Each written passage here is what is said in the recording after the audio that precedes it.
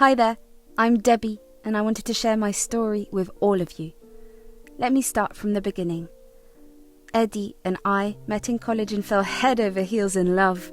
We were inseparable and knew that we wanted to spend the rest of our lives together.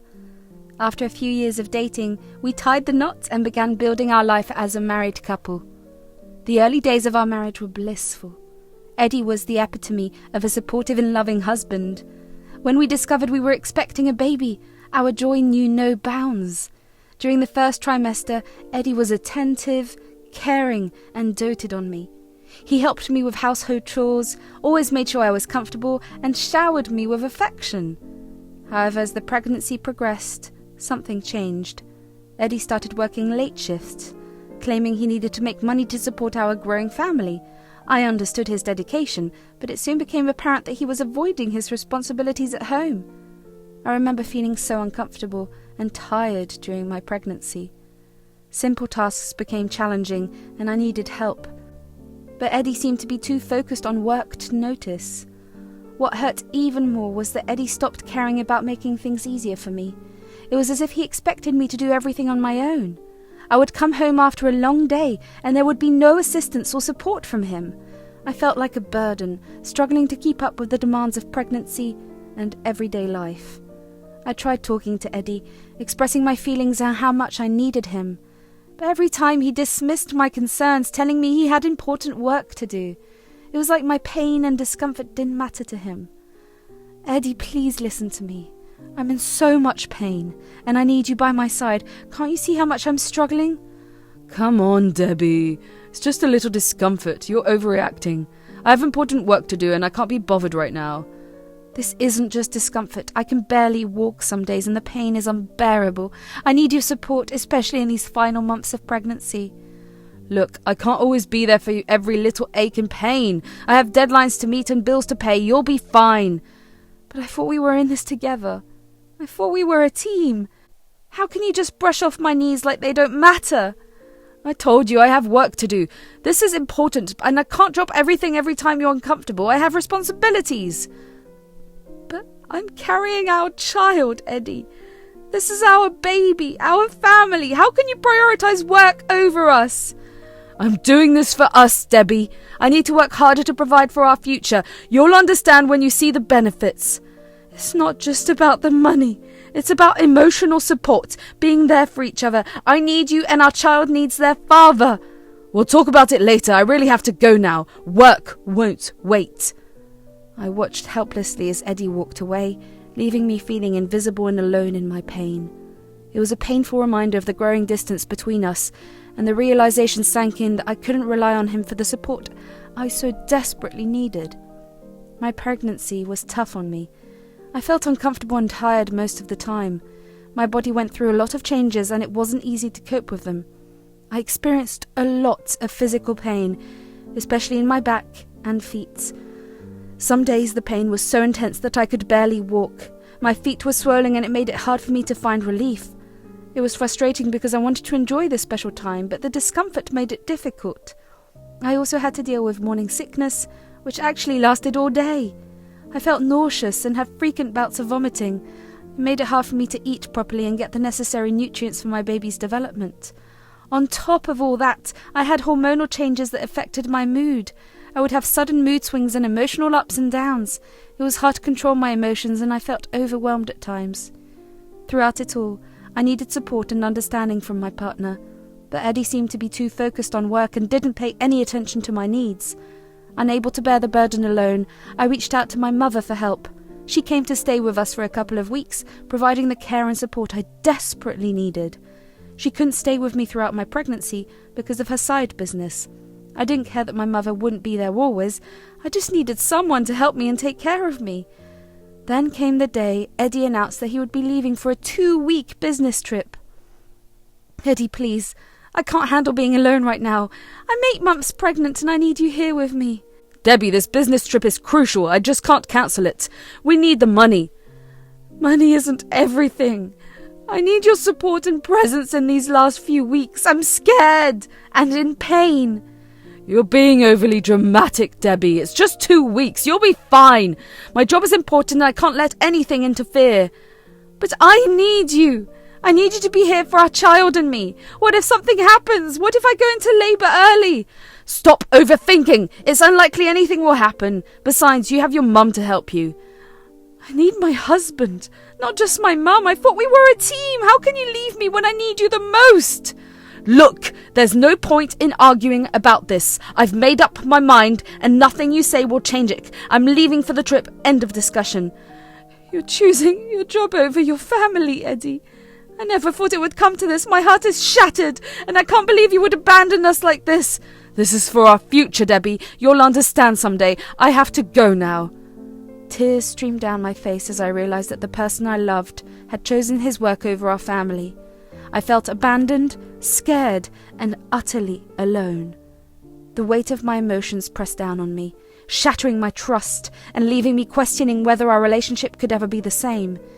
It was a devastating blow, and my heart felt broken into a million pieces. A week later, as fate would have it, excruciating pain gripped my womb. I mustered every ounce of strength to reach for my phone, only for my vision to blur. In a panic, I called Eddie, desperate for him to come home and help me through the pain. Eddie, please! I'm in unbearable pain. I need you to come home and help me. Debbie, like I've told you a million times before, I can't be disturbed right now. I'm on a work trip, remember? But Eddie, I can't handle this on my own. I need you here with me. Please don't leave me alone in this agony. Look, I can't just drop everything and come back. I have responsibilities and you need to understand that. How can you say that, Eddie? I'm your wife and I'm carrying your child. I'm in excruciating pain and you're telling me not to disturb you. I have to go, Debbie. I can't help you from where I am. Take care of yourself. Goodbye. When Eddie responded to my plea for help during my immense pain by telling me not to disturb him, I was crushed. It felt like a dagger through my heart. I was already in so much physical and emotional distress, and his dismissive attitude made me feel invisible and insignificant. I needed him more than ever, and his refusal to be there for me shattered any remaining hope I had for his support. It was a stark realization that he had chosen his priorities over the well-being of his own family. How could he disregard my pain and ignore the fact I was carrying his child? It was a painful truth to accept, that the man I loved and relied on had seemingly abandoned me in my time of greatest need. It was as if all the promises we made to each other had been shattered in an instant. I couldn't help but question the foundation of our relationship and wonder if his actions were indicative of a deeper lack of care and empathy. Despite the hurt, I knew I had to summon my inner strength. I refused to let his absence define my worth or my ability to be a loving and capable mother. In that painful moment, I made a silent vow to protect myself and my child from further neglect. Frantic and on the brink of collapse, I managed to call my mother before losing consciousness. When I finally woke up, I found myself in the sterile surroundings of the emergency room. The agonizing pain returned, and I felt drenched in sweat. My mother informed me that I was in labour. Our baby had arrived 2 weeks early. The doctor informed me that labour would be a little hard considering all my earlier symptoms and my passing out. I was terrified and desperately wished I had Eddie's hand to hold, but instead I held on to my mother's hand for support. During labour, I experienced intense pain and overwhelming emotions. It felt like waves of intense pressure and cramping coursing through my body. Sweat poured down my face as I clenched my fists, trying to cope with each contraction. The nurses and doctors were there to support and guide me through the process. It was both physically and mentally exhausting, but I remained determined to bring my baby into the world. With every push, it felt like a mixture of anticipation, fear, and excitement. And then finally, I heard the cries of my newborn, a beautiful sound that brought tears of joy to my eyes. The pain of labour was instantly replaced by a rush of love and a deep sense of accomplishment as I held my precious baby in my arms for the first time. Holding my newborn daughter, I marvelled at her precious face, but there was a void where Eddie should have been. My heart ached, realising that he hadn't even bothered to answer my mother's calls during the pivotal moment in our lives. After giving birth, the days that followed were filled with a mix of emotions and challenges. Eddie's absence continued. My mum stepped in and became my rock during this time. Together we took care of the baby, providing the love and care she needed. It was tough being a new mother, but having my mum by my side made a world of difference. As the weeks went by, there was still no word from Eddie. It had been 2 weeks since we last heard from him. I couldn't help but feel hurt and abandoned. My mum tried to reach out to him, leaving him a voice message about the birth of his child, but there was no response. Despite the pain and disappointment, I focused on my baby and her well-being. I made sure she was loved and taken care of. My mum and I formed a strong bond, and together we faced the challenges of parenthood. Debbie, have you thought about what to do next? It's clear that Eddie has abandoned both of you and the baby. Yeah, I've thought about it a lot. I can't continue to live like this, always hoping he'll come back. It's time to take a stand for myself and our daughter. I understand, sweetheart. It won't be easy, but you deserve better. You've been through so much, and you don't need someone like Eddie in your life. I've made up my mind. I can't keep waiting for him to change. Our daughter deserves a stable and loving environment, even if it means I have to do it alone. I'm proud of you, sweetheart. You're a strong woman and an amazing mother. We'll get through this together, and I'll support you every step of the way. Thank you, Mum. I couldn't do it without you. We'll fight for the happiness and security we deserve, no matter how challenging it may be. The decision to file for divorce wasn't an easy choice, but I knew it was the right one for both myself and my child. I gathered evidence of Eddie's neglect, documenting his absence during and after my pregnancy. It was important to protect my daughter and secure a better future for us. Finally, a week later, Eddie returned, bursting into the house with a misplaced sense of entitlement. Where's our baby? My baby is asleep. Come on, don't play these games. She's our daughter. Don't try to exclude me. No, Eddie. You don't get to claim her as yours after everything you've put us through. She's my baby, the one I cared for and protected when you were nowhere to be found. How dare you! I have rights as a father! Rights? Where were your rights when you left me in pain and begged me not to disturb you? Where were your rights when I was alone giving birth? Where were your rights when you ignored our daughter's first weeks of life? I had no choice, it was important. That is exactly my point. Important is supposed to be your pregnant wife. Important is supposed to be your child, not your stupid work. I've had enough, Eddie. I won't subject myself or our child to your absence any longer. It's time for you to face the consequences of your actions. I walked up to my room, retrieved the divorce papers, and handed them to Eddie. When I handed Eddie the divorce papers, his initial reaction was a mix of surprise, anger, and disbelief. His eyes widened, and his face contorted with rage. He seemed unable to comprehend the gravity of the situation unfolding before him. Are you serious, Debbie? You think this is the solution? What are you trying to prove? I can't continue like this. You've neglected me during my pregnancy and abandoned us when we needed you the most. This isn't how a family should be. Oh, come on, don't be so dramatic. It's just a rough patch. We can work it out. This goes beyond a rough patch, Eddie. You dismissed my pain and left me alone when I was desperate for support. Our child deserves better, and so do I. You're making a huge mistake. How can you take our child away from me? I have rights too. I thought long and hard about this. I can't let our child grow up in an environment where they see their father neglecting and abandoning their mother. It's not healthy for any of us.